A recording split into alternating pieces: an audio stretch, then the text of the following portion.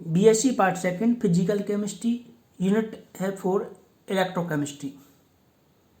आज का जो टॉपिक है वो है विद्युत अपघटनी वियोजन का आरएनए सिद्धांत। विद्युत अपघटनी वियोजन का आरएनए सिद्धांत, RNS theory of electrolytic dissociation.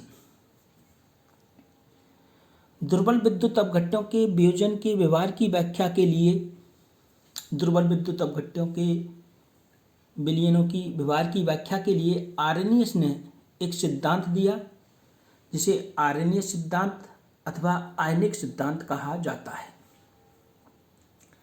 जिसे आरएनए सिद्धांत अथवा आयनिक सिद्धांत कहा जाता है। इस सिद्धांत को समझने के लिए आरएनएस ने कुछ पास्चुलेट्स यानी अभिगृहित दी। पास्चुलेट या अभिगृहित दी। एग्जाम में इन्हीं को पूछा जाता है।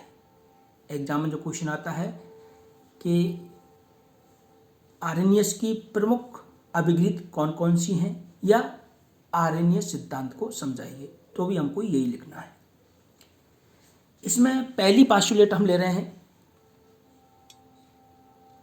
इसमें पहली पास्चुलेट है, जब विद्युत अपघट्ट को जल में घोला जाता है। जब विद्युत अपघट्ट को जल में घोला जाता है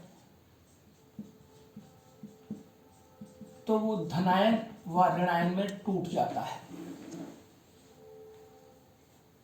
तो वो धनायन व ऋणायन में टूट जाता है। दूसरा, विलयन में उपस्थित धनायनों व ऋणायनों पर विलयन में उपस्थित धनायनों व ऋणायनों पर कुल आवेश का मान बराबर होता है, अर्थात विलयन उदासीन बना रहता है। धनावेश और ऋणावेश की मात्रा बराबर पाई जाती है, जिसके फलस्वरूप विलयन उदासीन बना रहता है। तीसरा है हमारे पास में, तीसरी पास्चुलेट है, धनायन व ऋणायन विलयन में मुक्त विचरण करते रहते हैं यानी घूमते रहते हैं। यदि विलयन में विद्युत धारा प्रवाहित की जाए तो धनायन कैथोड की तरफ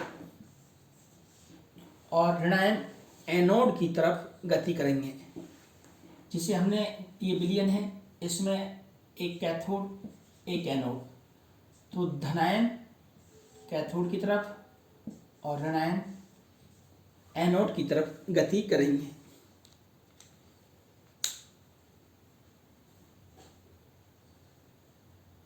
अर्थात विद्युत धारा विलयन में आयनों को उत्पन्न नहीं करती।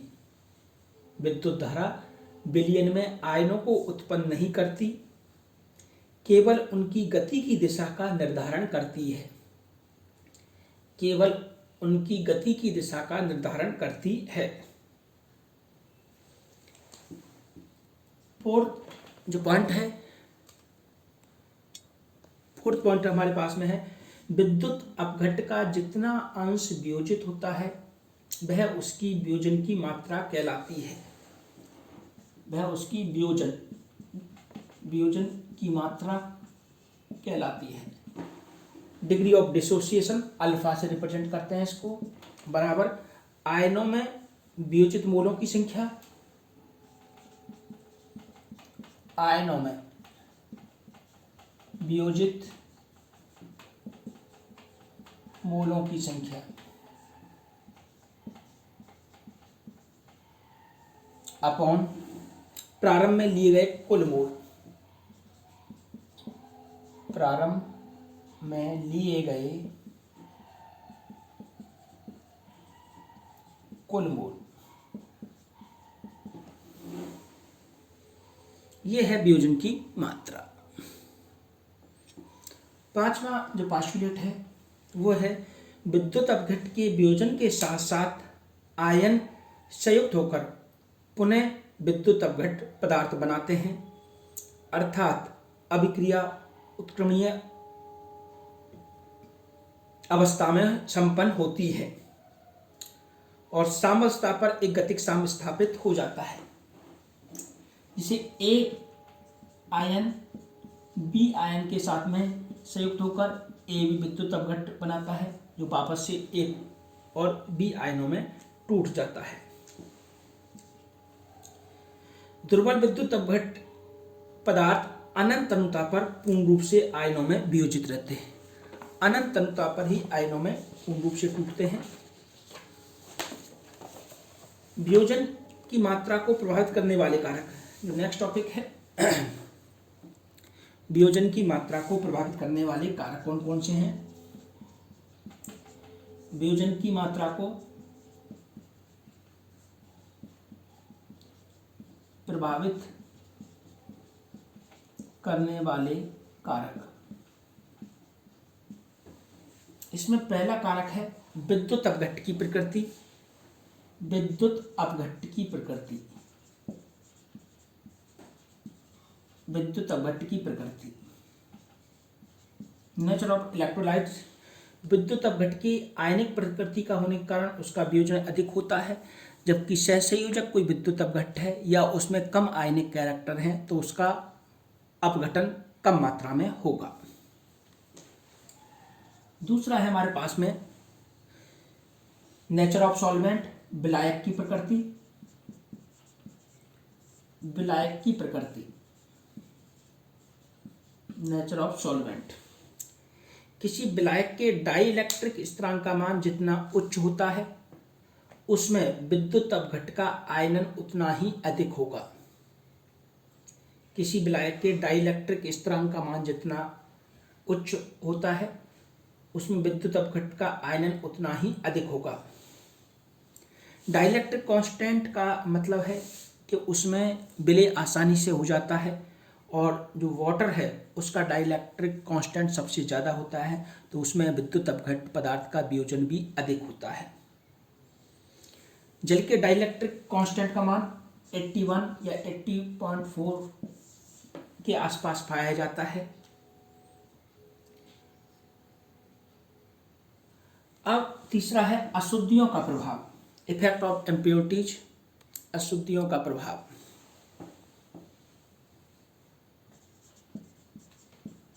अशुद्धियों का प्रभाव, इम्पैक्ट ऑफ इम्प्योरिटीज। सम आयन वाली अशुद्धियां वियोजन की मात्रा को घटा देती हैं।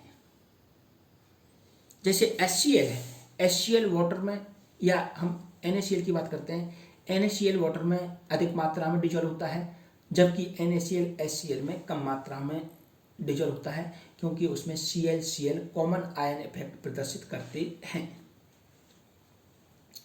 सांद्रता, कंसंट्रेशन। सांद्रता कम होने पर वियोजन की मात्रा अधिक होती है। और लास्ट पॉइंट है टेम्परेचर, ताप।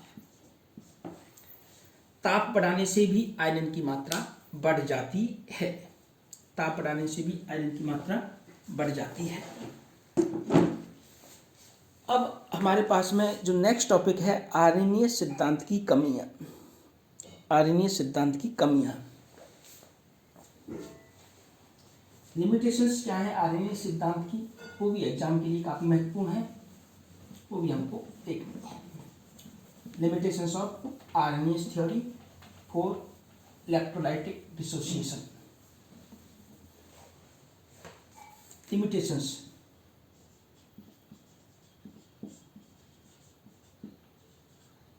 कमियां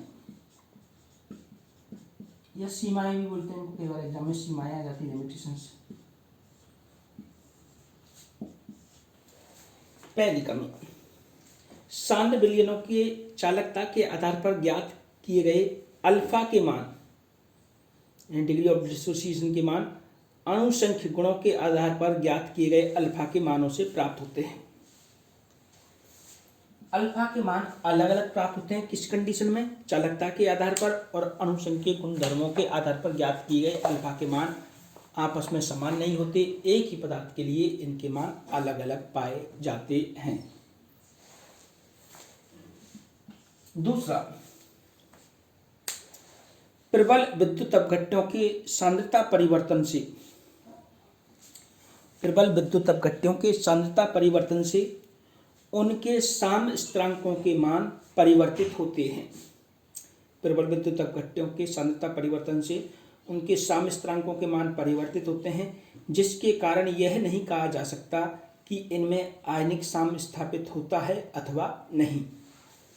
आयनिक साम्य के बारे में भी सही सही सूचनाएं इस नियम से नहीं मिलती हैं, जबकि पहले ये कह रहा था कि आयनों से मिलकर विद्युत अपघट बनता है और विद्युत अपघट वापस से आयनों में टूट जाते हैं, तो एक आयनिक साम्य स्थापित होता है, लेकिन इसका कोई प्रमाण नहीं मिलता इस सिद्धांत के अनुसार। KCl, NaOH, NaCl आदि प्रबल विद्युत अपघट पिघली हुई अवस्था में विद्युत धारा का चालन करते हैं, अर्थात वियोजन के लिए जल की उपस्थिति की आवश्यकता नहीं होती है। आर्यन सिद्धांत कहता है कि जलीय अवस्था में ही कोई विद्युत अपघट पदार्थ विद्युत धारा का चालन करता है, जबकि प्रबल विद्युत अपघट पदार्थ जैसे KCl, NaOH है, NaCl है, ये पिघली हुई अवस्था अर्थात मेल्ट अवस्था में भी विद्युत धारा का चालन करते हैं। फोर्थ जो पॉइंट है हमारे पास में, आर्यनीय सिद्धांत में आयनों के अस्तित्व को माना गया है। आर्यनीय सिद्धांत के अनुसार ये कहा गया है कि विद्युत अपघट पदार्थ आयनों में टूट जाता है, परंतु विपरीत आवेशित आयनों के मध्य आकर्षण को ध्यान में नहीं रखा गया। आकर्षण को ध्यान में नहीं रखा गया, ये बताया गया है कि अगर प्रबल विद्युत अपघट पदार्थ आयनों में टूटता है तो वापस से वो आयन जुड़कर विद्युत अपघट पदार्थ बना लेते हैं, जिससे आयनों का अस्तित्व खत्म हो जाता है। अगला हमारे पास में जो पोस्टुलेट है वो कमी है 5वें नंबर की। NaCl, KCl, Na2SO4 यानी सोडियम सल्फेट आदि प्रबल विद्युत अपघट ठोस अवस्था में आयनिक रूप में उपस्थित होते हैं, अतः अवियोजित अणुओं का अस्तित्व ही नहीं होता है और इसलिए अवियोजित अणुओं तथा आयनों के मध्य साम्य संभव नहीं है। अवियोजित अणुओं एवं आयनों के मध्य साम्य इक्विलिब्रियम संभव नहीं है। लास्ट जो हमारे पास में 6 नंबर की जो कमी है वो है NaCl जैसे प्रबल विद्युत अपघट्यों के लिए तनुता बढ़ाने से तुल्यांकी चालकता का मान बढ़ता है। तनुता बढ़ाने से तुल्यांकी चालकता का मान बढ़ता है, लेकिन NaCl प्रत्येक सांद्रता पर पूर्णतः आयनों में वियोजित रहता है, अतः तनुता से इसकी चालकता पर कोई प्रभाव नहीं पड़ता। तनुता से इसकी चालकता पर कोई प्रभाव नहीं पड़ता। एक छोटा सा और टॉपिक है, दुर्बल विद्युत अपघट और प्रबल विद्युत अपघट क्या होते हैं। एक छोटा टॉपिक है, दुर्बल एवं प्रबल विद्युत अपघट। Weak and strong electrolyte. दुर्बल विद्युत अपघट ऐसे विद्युत अपघट पदार्थ जिनकी वियोजन की मात्रा अत्यंत कम होती है, अर्थात प्रभावी आयनों की संख्या कम होती है, दुर्बल विद्युत अपघट कहलाते हैं।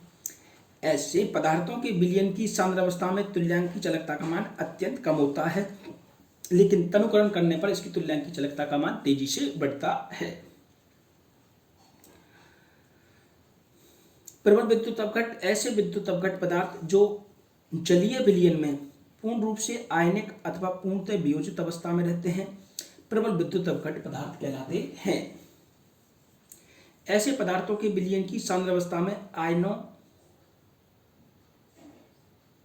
का पूर्ण वियोजन के कारण तुल्यांकी चालकता का मान अत्यधिक पाया जाता है। तुल्यांकी चालकता का मान अत्यधिक होता है। तनुकरण से प्रबल विद्युत अपघट की चालकता में कोई विशेष परिवर्तन नहीं होता। दुर्बल विद्युत अपघट पदार्थों में जैसे हमारे पास में एसिटिक एसिड है, अमोनियम हाइड्रोक्साइड है। प्रबल विद्युत अपघट पदार्थों में जैसे NaOH है, NaCl है, एक्सेट्रा। ये हमारे पास में दुर्बल और प्रबल विद्युत अपघट पदार्थों के एग्जाम्पल हैं। अगर इनके ग्राफ के बारे में हल्का सा स्टडी करें तो दुर्बल और प्रबल विद्युत पदार्थों के लिए यहाँ पर तुल्यांक की चालकता ले रहे हैं